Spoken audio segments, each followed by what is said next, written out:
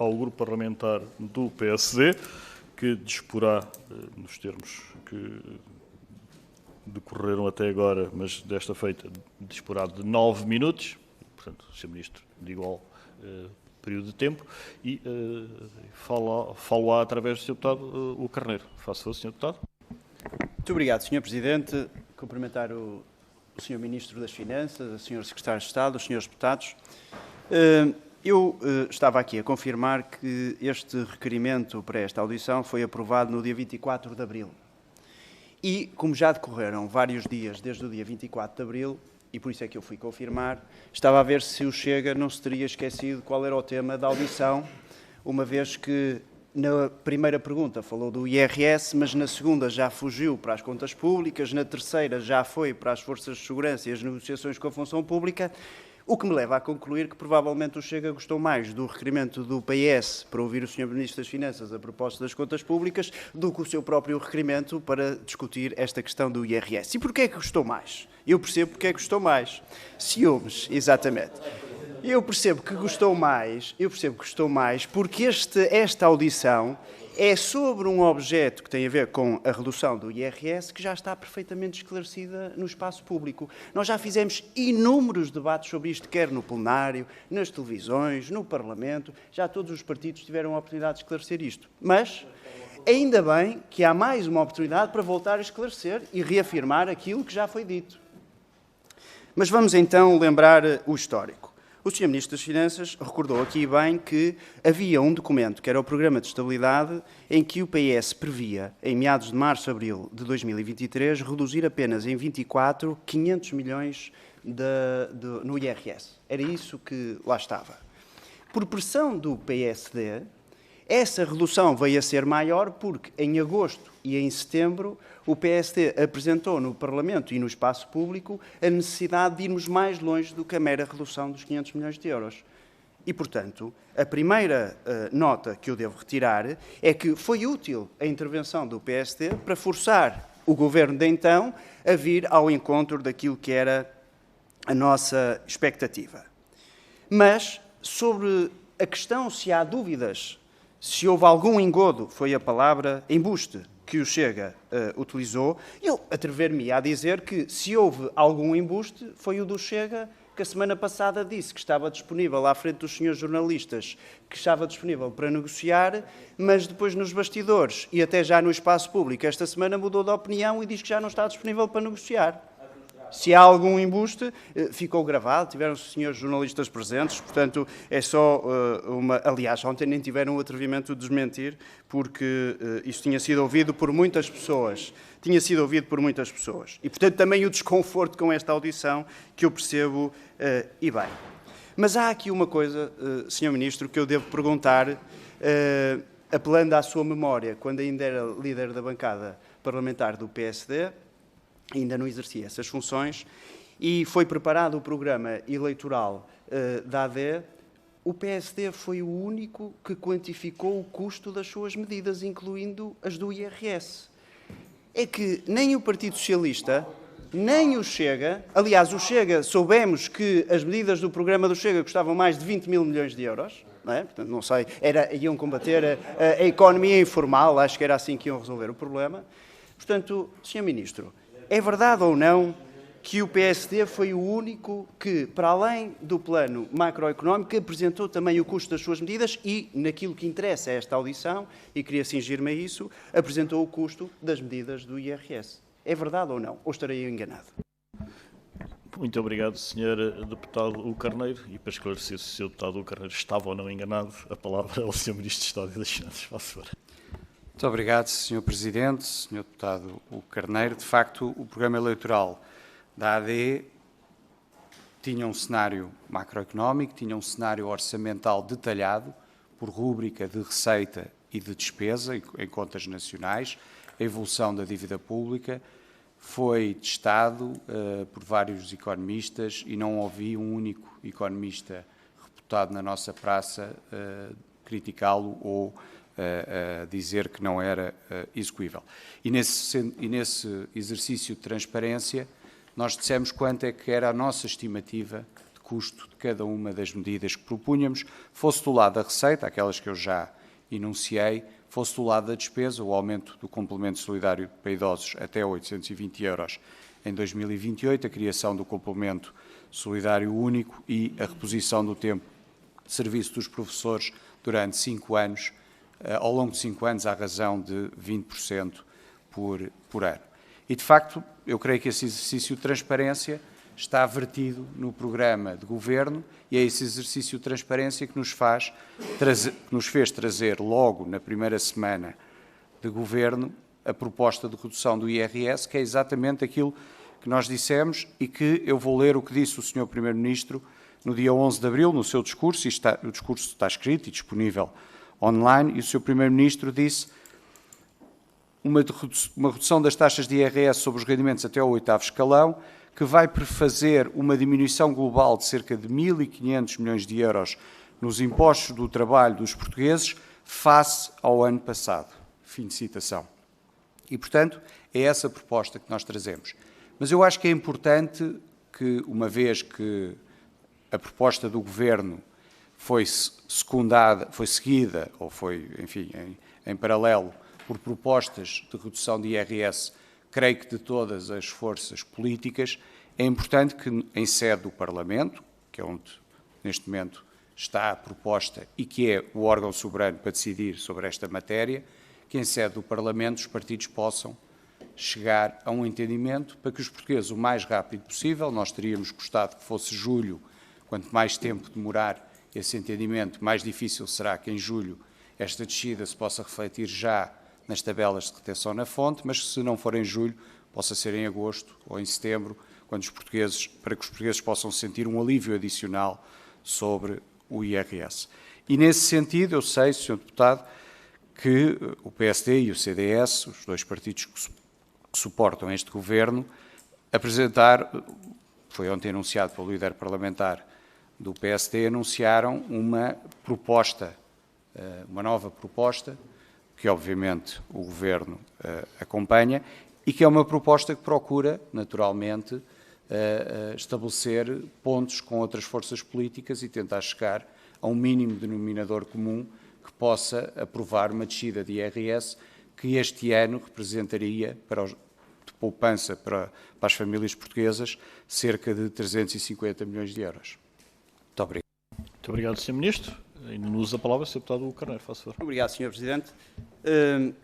Obrigado, Sr. Ministro, por também referir essa proposta que ontem foi abordada aqui no Parlamento, porque nessa proposta a AD aproximou-se daquilo que eram as pretensões, quer do Partido Socialista, quer do Partido Chega, no que diz respeito ao 3º e 4º escalões, portanto, reduzindo ainda mais a tributação nos rendimentos do 3º e 4º escalão, que seriam os rendimentos inferiores, e esse esforço que a AD está a fazer é no sentido de encontrar, de facto, um consenso, um mínimo denominador comum. E sobre isso, é importante, quando analisamos esta questão da redução do IRS, vermos qual era a situação em que os portugueses estavam em 2023 para, juntamente com o que foi feito para 2024, mais aquilo que nós nos propomos fazer no Parlamento, ver qual é o impacto global para as pessoas. Eu estive a fazer umas contas e cheguei à conclusão que, com todas as reduções que nesta proposta que foi apresentada ontem, em que se acompanha o 3º e o 4º escalão, reduzindo menos o 6º escalão, mas ainda assim reduzindo face ao que está em vigor no Orçamento de Estado, nós estamos a falar de uma redução de 18,75 pontos percentuais. 85,3% dos quais concentrados entre o 1º e o 5º escalão. Será correto dizermos que a AD está a querer reduzir só para os rendimentos mais altos? Portanto, se entre o 1º e o 5º escalão nós estamos a fazer uma redução que, no cômputo de toda a redução desde 2023, representa 85,3%, nós estamos ou não a valorizar mais os rendimentos inferiores do que os rendimentos superiores. E só para termos uma noção, também nestas minhas contas de merceeiro, no 7º e 8º escalão, a redução que é proposta, que são 0,75 pontos percentuais, Portanto, dos 18,75, o sétimo e o oitavo são apenas 0,75 pontos percentuais. Isso representa 4% de toda a redução desde 2023. Sr. Ministro, a pergunta que eu lhe faço é: não é a proposta que está em cima da mesa, de facto, benéfica para a classe média e também para os rendimentos mais baixos? E qual é a importância de nós tomarmos medidas desta natureza que abrangem também o sexto, o sétimo e o oitavo escalão? Muito obrigado, Sr. Deputado Carneiro. A palavra ao Sr. Ministro do Estado das Finanças. Sr. Ministro. Muito obrigado, Sr. Presidente. Sr. Deputado, de facto, a nossa proposta, quer aquela que apresentámos em setembro de 23, quer aquela que apresentámos no Orçamento de Estado para 24, quer aquela que apresentámos agora nesta legislatura, tem um princípio, que é abranger todos os escalões, com exceção do último escalão. É verdade que quando se reduz um escalão, o efeito de progressividade do imposto afeta todos os escalões que estão acima e, portanto, eu diria que é muito difícil baixar um escalão sem beneficiar mais em euros os escalões acima, a menos que se agravem esses escalões.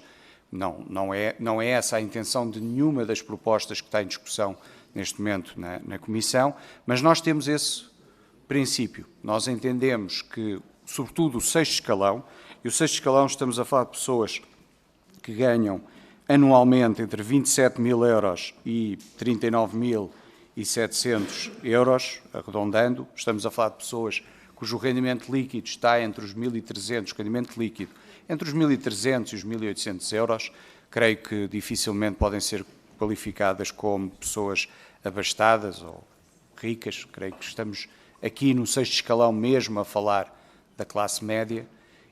E é aí que a proposta inicial do Governo e agora a nova proposta que o PSD e o CDS apresentam incide, mas incide também em todos os outros.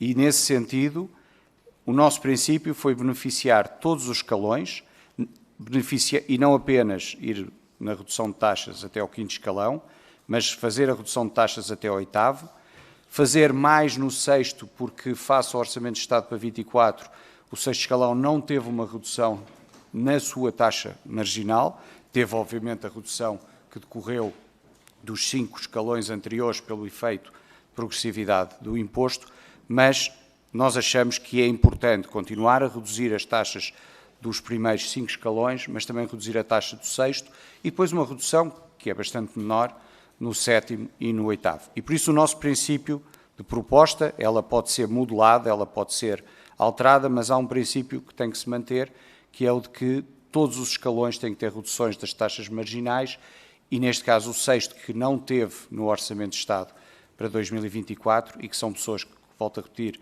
têm rendimentos líquidos entre os 1.300 e os 1.800, possam também beneficiar da redução da sua taxa marginal do artigo 68. Muito obrigado. Obrigado, Sr. Ministro. Ainda no uso da palavra, Sr. Deputado Carneiro. Dispõe sensivelmente de 2 minutos à volta disso. Muito obrigado, Sr. Ministro. De facto, trazer-nos os números ajuda bastante a perceber a realidade que se esconde por trás dos escalões. Para a generalidade das pessoas, provavelmente, que acompanha este tema a partir de casa, por vezes torna-se difícil perceber o que é que cabe no quinto, o que é que cabe no sexto, que situações é que estamos a abranger. E, portanto, pessoas que cabem no sexto escalão, que ganhem líquidos 1.300, 1.400, por exemplo, se viverem em Lisboa, provavelmente pagam rendas de habitação de 700 euros, portanto, aquilo que sobra do seu salário líquido é muito pouco. Nós não podemos dizer que estas pessoas são ricas. Nós não podemos dizer que estas são as pessoas que ganham mais dinheiro em Portugal. Portanto, é justo, é adequado que elas, tendo sido excluídas de uma redução do sexto até ao oitavo, quando foi aprovado o orçamento de 2024, se possa fazer alguma correção adicional aí. Não esquecendo, no entanto, aquilo que eu ainda há pouco dizia, que é, entre o primeiro e o quinto, a redução global face a 2023 representa 85,3% de toda a redução. São as pessoas que vão ser mais afetadas, são aquelas que ganham menos. Mas é justo. Parece-me justo e adequado que se possa ir também a quem ganha 1.300 ou 1.400 ou 1.500 em termos líquidos. E estamos a excluir, naturalmente, o último escalão, que é enfim, onde cabem as pessoas que têm um rendimento mais elevado na tabela do IRS. Também, ainda a propósito desta matéria, eu gostava de perguntar ao Sr. Ministro, eu acho que antecipo a resposta, mas eu acho que não é demais que ela fique aqui registada. A AD, através das bancadas que suportam o Governo, estão empenhadíssimas no processo negocial com todos os partidos políticos nesta Casa, pelo menos os que querem negociar. E há partidos que querem negociar, o Partido Socialista é um deles, que claramente já o disse e que tem que aqui reconhecer publicamente, aliás, como é público e notório. E há outros partidos que não se têm afastado totalmente, mas, enfim, às vezes é mais difícil chegar a pontos de consenso. Sr. Ministro, é genuína ou não a vontade de negociar do Governo com os partidos no Parlamento? Acho que esta era uma questão importante. E para terminar, porque o meu tempo está a esgotar, em 2023, em 15 de dezembro, o Sr. Ministro dava uma entrevista à Sábado em que dizia que a redução de impostos não lhe chamaria um choque fiscal quando o jornalista Bruno Faria Lopes lhe perguntava se era um choque fiscal. Portanto, o Sr. Ministro falou sempre correto e verdade. Gostava apenas que confirmasse isto. Obrigado. Muito obrigado, Sr. Deputado. A palavra ao Sr. Ministro de Estado e das Finanças. Faça favor. Muito obrigado, Sr. Presidente, Sr. Deputado. Eu, de facto, nunca usei, e creio que ninguém, durante a campanha da AD, usou o termo choque fiscal, mas falámos sempre de uma redução significativa da carga fiscal, como eu já referi em resposta ao Sr. Deputado Rui Afonso. O nosso objetivo é, em 2028, ter uma carga fiscal, face a 2024, que esteja 1,5 pontos percentuais do PIB abaixo do valor estimado para 2024.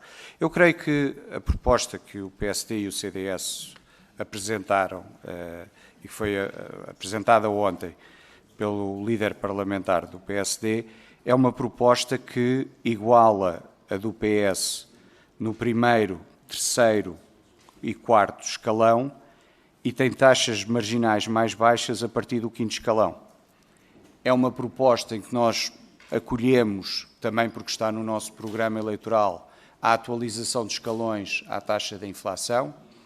Acolhemos a possibilidade das deduções específicas de categoria A, trabalho dependente, e categoria H, pensões, serem atualizadas pelo aumento do IAS, do indexante de apoios sociais.